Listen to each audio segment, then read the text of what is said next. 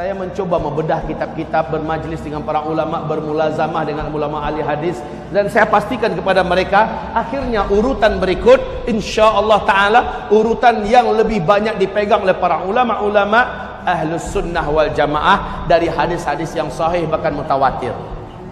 10 tanda besar kiamat. Yang awal, bumi dibungkus oleh dukhan. Bumi dibungkus oleh dukhan. Gelap bumi ini selama 40 hari 40 malam. Dukhan. Dukhan. Ya. Dukhan.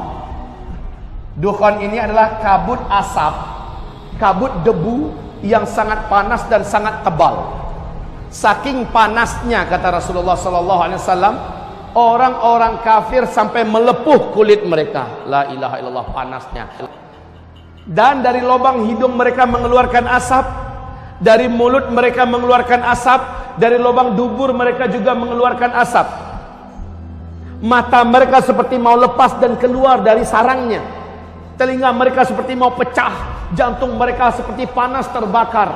Orang-orang kafir dan orang-orang yang beriman hanya imannya menyimpang. Orang-orang Islam yang hobi buat dosa dan maksiat, kata Rasulullah sallallahu alaihi wasallam, mereka sama tersiksanya seperti orang kafir. Akan tetapi umatku yang beriman, imannya lurus dan amal soleh mereka banyak sebelum itu terjadi, mereka aman. Saat dukhan sudah lenyap, matahari kembali nampak, orang-orang yang beriman dan yang amal solehnya banyak sebelum kejadian itu hanya seperti terserang flu dan demam saja. Kulitnya utuh, tubuhnya utuh, dia sehat, dia selamat, hanya seperti terserang flu dan demam saja. Tapi orang kafir, orang Islam yang hobi berzina sebelum kejadian itu, orang Islam yang hobi minum minuman keras, orang Islam yang hobi menelantarkan salat, orang Islam yang hobi durhaka kepada kedua orang ibu bapaknya, orang Islam yang masih hobi makan riba, orang-orang Islam yang masih banyak berbuat dosa dan maksiat, dia sama tersiksanya seperti orang-orang kafir. La haula wala quwata illa billah. Dukhan ini 40 hari 40 malam. Bumi ini gelap gulita. Kalian tidak mampu membedakan kapan siang, kapan malam. Bahkan salah seorang di antara kalian mencoba mendekatkan telapak tangannya ke arah wajah, lam yakad yaraha, tak mampu melihat apa-apa saking tebalnya dukhan itu. La haula wala quwata illa billah. Kaum muslimin yang kami muliakan, setelah dukhan hilang, lenyap, apa kejadian? Besok harinya manusia dikejutkan dengan musibah lanjutan. Semua teknologi sudah berhenti. Semua teknologi sudah berakhir. Listrik tidak ada lagi, sinyal sudah hilang, mobil tidak bisa dihidupkan, pesawat tidak bisa dibawa terbang.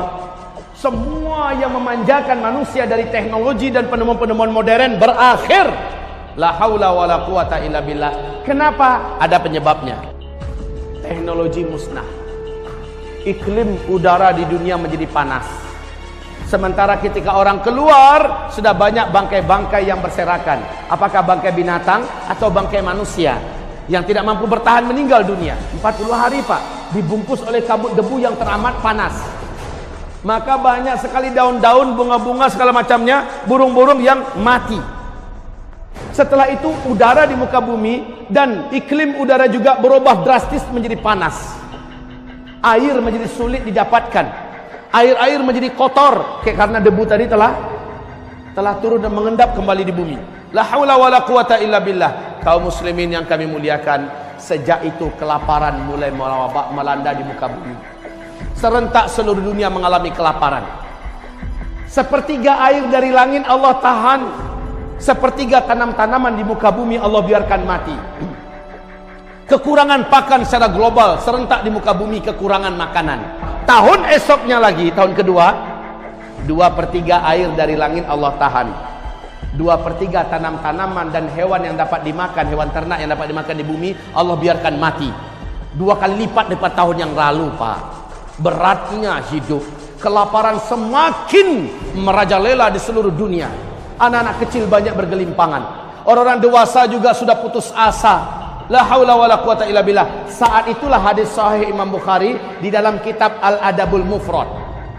Rasulullah bersabda, tidak akan terjadi kiamat sampai tetangga tega mendatangi tetangganya demi memperebutkan sepotong roti yang ada pada tetangga yang ini membunuhnya dan mendapatkan sepotong roti itu. Setelah itu tahun ketiga, sama sekali air tidak turun dari langit, sama sekali tanam-tanaman dan hewan ternak yang dapat dimakan di muka bumi mati. Disitulah sahabat bertanya kepada Rasulullah, ya Rasulullah, bagaimana kami melanjutkan hidup ketika makanan saat itu sudah tidak ada? Bagaimana kami bisa bertahan ketika makanan sudah putus, air tidak ada? Nabi menjawab, makan minum kalian saat itu adalah zikir. Kalian baca terus, niatkan untuk mengenyangkan perut kalian, Allah akan kenyangkan perut kalian. Niatkan ganti minum, maka Allah hilangkan dahaga kalian. Niatkan untuk menguatkan fisik kalian, Allah kuatkan fisik kalian. Zikir adalah makanan kalian, zikir adalah minuman kalian. Maka Nabi mengatakan sallallahu alaihi wasallam, ala unabbiukum bisyai', idza nazala birajulin minkum karbun aw bala'un min balayad dunya thumma da'a bihi illa furija anhu, qalu bala, qala du'a'u dhinnun. Mau enggak kalian saya ajarkan suatu amalan, suatu bacaan, apabila kalian mau membacanya, kalian mau mengamalkannya, maka tidak ada musibah seberat apapun yang datang kepada kalian, tidak ada satu bencana sehebat apapun yang menimpa kalian, melainkan kalian kalau membaca ini, kalian amalkan ini, Allah akan selamatkan kalian, Allah akan bebaskan kalian dari bencana tersebut. Mau, kata Rasul? Para sahabat menjawab, qalu bala, mau ya Rasul, mau. Nabi mengatakan, du'a'u dhinnun, doa dhunnun. Dhunnun itu adalah gelarnya Nabi Yunus. La ilaha illa anta subhanaka inni kuntu minal zalimin. Sama-sama baca. La ilaha illa anta subhanaka inni kuntu minal zalimin. Terdengar zikir itu membumbung ke arasy Allah, mengguncang arasy Allah. Lalu Allah perintahkan para malaikat, turun, kalian periksa siapa yang berzikir itu. Allah Maha tahu, tapi Allah ingin beberkan ini kepada makhluk sampai hari kiamat. Malaikat periksa, ternyata zikirnya Nabi Yunus. Maka kata Rasulullah, siapa yang berzikir dengan zikir Nabi Yunus, apapun musibah yang dihadapinya dalam hidup, Allah pasti akan lepaskan dia dari musibah itu. Kesulitan apapun yang dia hadapi dalam hidup, dia zikirkan ini dengan zikir yang sebanyak-banyaknya, Allah akan bebaskan dia dari kesulitan hidup itu. Zikir ini dibaca terus menerus.